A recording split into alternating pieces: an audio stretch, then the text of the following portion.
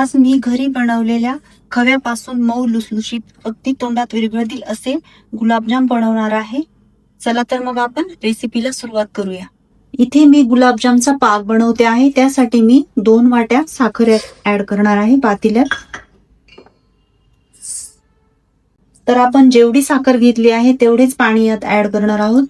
तर मी 2 वाट्या इथे पाणी टाकून घेणार आहे.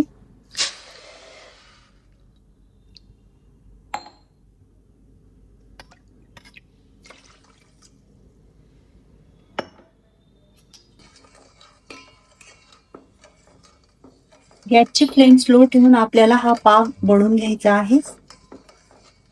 आपल्याला साखर वितळेपर्यंतच हा पाक बनवायचा आहे.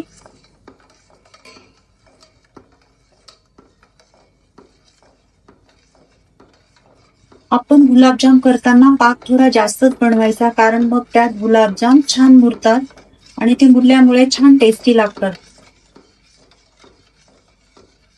तर हा पाक थोडा जास्तही उरला तर मग आपण त्याच्या पुऱ्या किंवा दशम्या बनवू शकतो.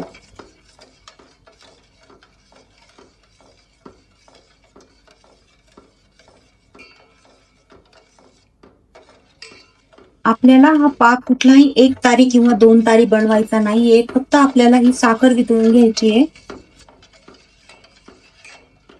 तर आपल्याला मिनिमम 4 मिनिटं तरी लागणार आहे साखर वितळायला.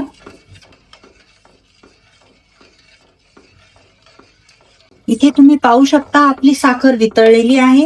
आता आपल्याला या स्टेजला साखर पुन्हा 3 मिनिटं, साखर वितळल्यानंतर पुन्हा 3 मिनिटं गरम करून घ्यायचे. साखरेचा पाक फक्त.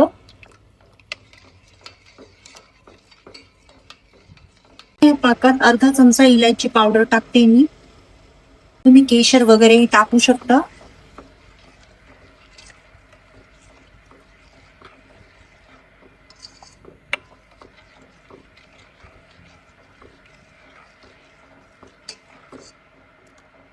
तुम्ही पाहू शकता आपला पाक तयार झालेला आहे. मी तुम्हाला चमच्याच्या साहाय्याने चेक करून दाखवते.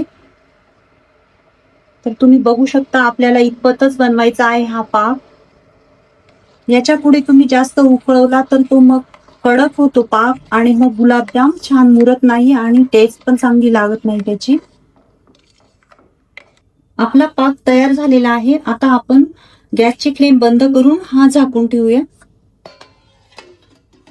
मी 250 ग्रॅम खवा घेतलेला आहे. हा खवा मी घरीच बनवला आहे. तर चला तर मग आता आपण हा परातीत ओतून घेऊया. आता आपण हा खवा छान हाताने मळून घेऊया.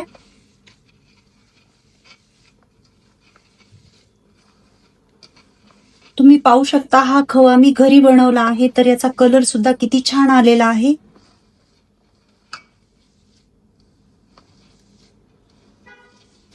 तर आपण पीठ ज्या पद्धतीने मळतो त्या पद्धतीने हा खवा आपल्याला 3 ते 4 मिनिटं मळून घ्यायचा आहे.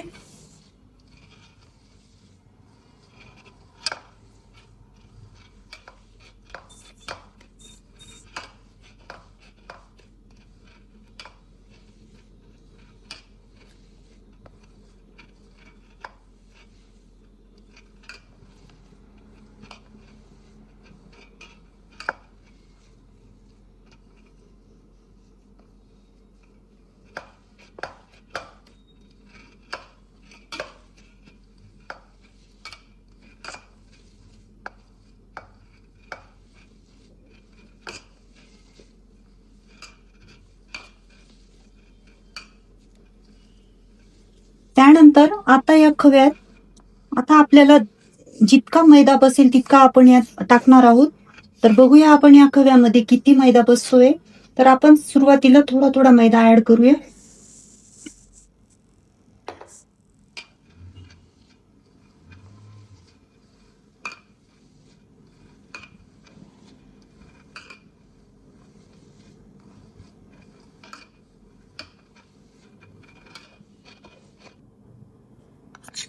पुन्हा मी यात 2 चमचे मैदा ऍड करणार आहे.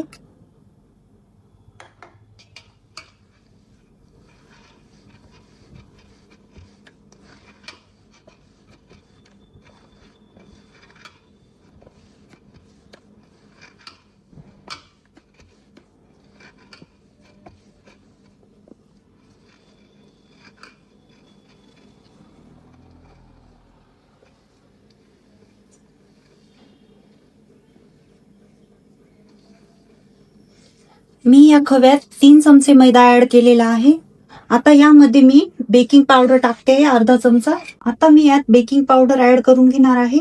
आपल्या गुलाबजामला बेकिंग पावडरने छान जाळी पडणार आहे. तर आता आपण ते पण छान मिक्स करून घेऊया. आपण जितकं मळणार तितके आपले गुलाबजाम छान होणार आणि त्या गुलाबजामला अजिबात क्रॅक पडणार नाहीत. त्यामुळे मी हा खवा छान मळून घेणार आहे.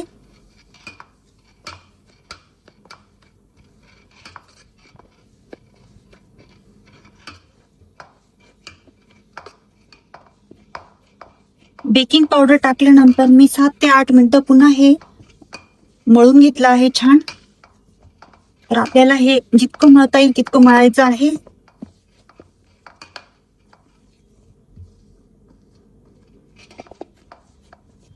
तर आता आपण हा खवा 10 मिनिटांसाठी झाकून ठेवणार आहोत. चला तर मग आपण ठेवूया.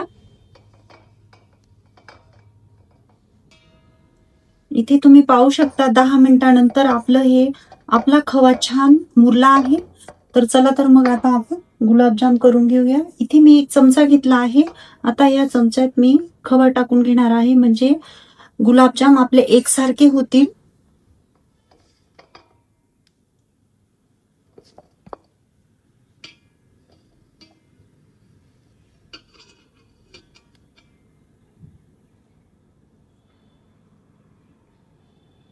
अशा पद्धतीने मी याचे गोळे बनवून घेणार आहे खवा टाकून. याच्याने काय होते, गुलाबजाम आपले एकसारखे येतील. तुम्ही हे चाकूच्या साहाय्याने पण कट करू शकता.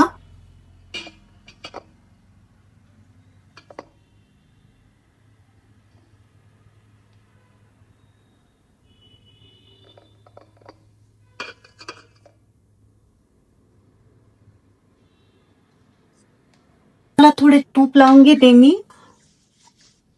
त्यानंतर हा गोळा हातावर घेऊन छान असा गोल करून घेणार आहोत.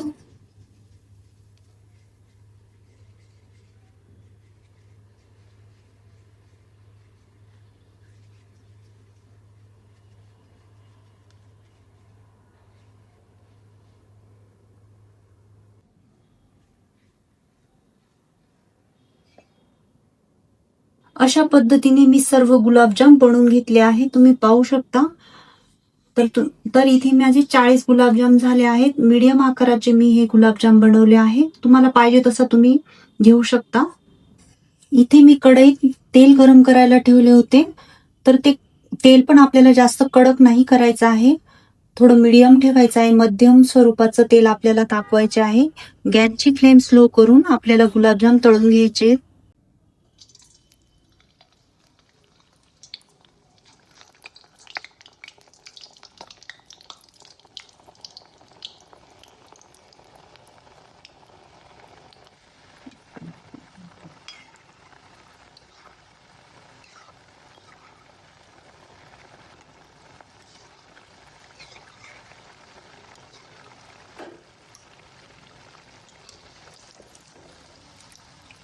हे गुलाबजाम पाकात टाकून घेणार आहे. आपला हा पाक मीडियम गरम आहे, जास्त गरम पण नाहीये तो.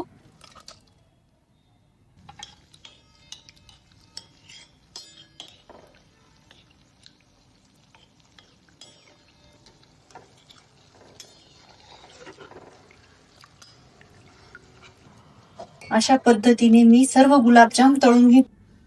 तर तुम्ही पाहू शकता आपले गुलाबजाम पाकात टाकून झालेले आहे. आता हे आपल्याला 3 तासासाठी ठेवायचे आहे, म्हणजे ते छान मुरतील.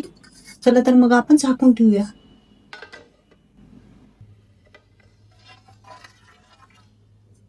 3 तासानंतर तुम्ही पाहू शकता आपले गुलाबजाम छान टम्म फुगलेले आहेत. तर मी तुम्हाला एक गुलाबजाम काढून दाखवते. अशा पद्धतीने मी आज गुलाबजाम बनवलेले आहेत. तर चला तर मग मी तुम्हाला एक गुलाबजाम कट करून दाखवते. तर तुम्ही पाहू शकता एकदम सहज कट होत आहेत. आपले गुलाबजाम एकदम मऊ लुसलुशीत झालेले आहेत. तुम्हाला ही माझी रेसिपी कशी वाटली हे कमेंटमध्ये नक्की सांगा. आवडली असेल तर लाईक करा, शेअर करा, कमेंट करा आणि सबस्क्राईब करायला विसरू नका.